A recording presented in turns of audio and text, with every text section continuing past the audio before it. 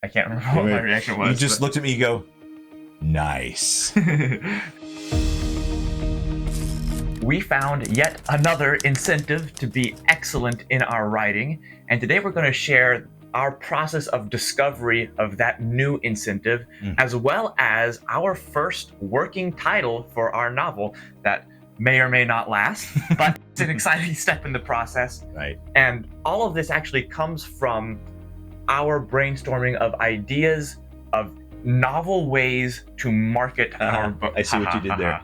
Yes, novel ways to market our book.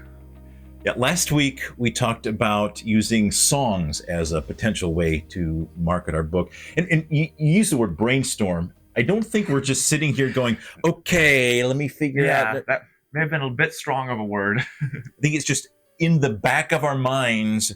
We know that it's going to be important to figure out how to market it. So we've got these background processes in our brains going on in the background, which is where background processes go. But so songs was one of the things. One of them was one that actually came up as an idea completely separate from the idea of marketing or even of the book as a whole. And that was, I was lying awake in bed one night and somehow I came up with the idea for a new card game. Don't know how that happened, but came up with an idea and wrote it down, and it actually seems like it could be pretty fun to play.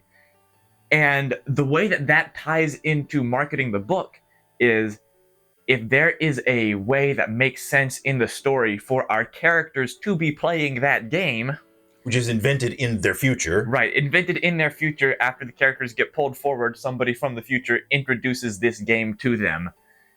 Then the book and the game can kind of market each other because the book references the game can say something like, as seen in this book, right. And they can market each other. Much like the songs. The songs can be standalone, but they can also be as seen in or from the name of the book. So different ways that we're exploring the background parts of our heads are exploring different ways to develop some interest in the book. One of the other areas that we've been thinking about, and this, again, this isn't necessarily I need to find ways to market and brainstorm, but as we've been working on the book, we see some of the situations that our characters are in. We see the theme of parent-child relationships. And many times there's research that we need to do to understand more about some of our characters. Excuse me. And in doing that research, we've come across some charitable organizations that, in my opinion, may find resonance with that theme of parent-child relationships that we're exploring and our desire to have not just entertainment value, but a meaningful impact in our book. That relationship may be very relevant to the mission of certain charitable organizations. So we've been exploring the idea of what would it look like for us to support a charitable organization in the proceeds of what we sell, say some X number of or X dollar amount or X time period of the sales of our print materials would be donated to a charitable foundation. What might that look like? So that's one of the things that we've started to explore. And one of the ways that helps marketing is the marketing of the book becomes a joint venture where this organization has some incentive to at least make one post on social media about our book because the proceeds from it do go towards them. But in order for that to happen, our book needs to be of high quality. And that gets back to this new incentive for excellence. If we want to partner with a charitable organization, our book needs to be excellent enough that they are willing to add their name to this book. And especially of two unknown writers who are publishing their first novel, we need to make our book excellent if we want to have that sort of connection with a charitable organization. Not just in the text and in the storytelling and in the writing, but also in the the physical product Yes. itself. We need to make sure that that physical book is of excellent quality and not merely a run-of-the-mill print-on-demand quality book as well. And it also needs to be excellent quality, not just that they're willing to associate themselves with it, but that they actually see it as a worthwhile investment. Because it can be something like, yeah, it's decent enough where I wouldn't mind putting my name on it, but if they don't think it's going to earn them back enough money towards their mission, it's not going to be worth their time to create that partnership there. But more than just the excellence of, more than just excellence in general, it also affects some of our other decisions, such as where we focus our summary material, like the little blurb on the back, the title of the book.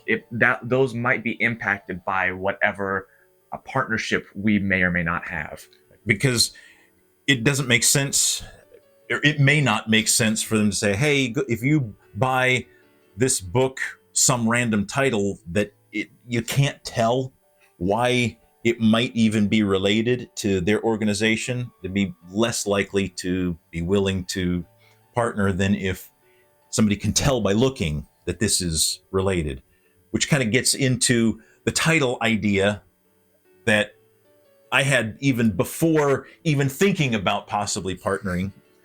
But we talk about, we may get a little bit into what could be spoiler, but hey, if it's in the title, it would be in the title and the blurb, so it wouldn't be able to be too much of a spoiler. But the idea that the characters end up genetically modified so they can interact with microbes that eventually cause a disaster, or they're trying to prevent it from causing a disaster. But they're interacting with the microbes in some sort of a solution. And they've grown up in the foster care system or in foster or adopted families.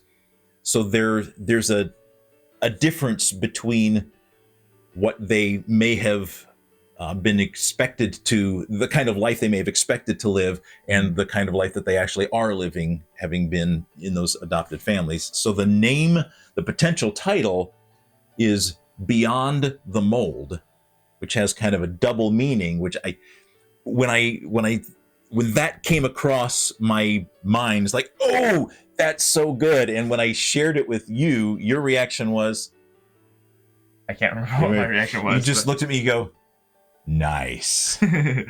So you immediately got the double meaning, and it's brief, it's short. I really hope, and it's not used by any novel. So I'm hoping that can still make sense now that we've published it here without actually publishing it. But it may or may not make sense given this new opportunity that we're considering of partnering. And one more detail to add with that title, the microbes that they're interfacing with are actually slime mold. In real life, it is a slime mold. So that mold there is beyond the mold in the story, starting out with that and then going beyond that. Mm-hmm. But with all this ideas of marketing and partnerships, card games, writing songs, we feel like we're getting quite a bit ahead of ourselves. There's a whole lot of work that we need to do before we even get to the point where we actually have something to market. But one of the things that we've talked about on this channel is that we don't want to, once you've written the book, you're only 10% of the way done. You still have 90% of the work left to go with marketing. So we do want to get a head start on that. We do want to start coming up with ideas, new ways of marketing, outside of the box ways of thinking. So our question for you today is, what are some creative marketing strategies that you've seen, whether that's for a book or something that was not for a book but could work for a book? What are some of those creative marketing strategies you've seen? Maybe they've influenced you to buy something. Let us know down in the comments, and we will see you next week.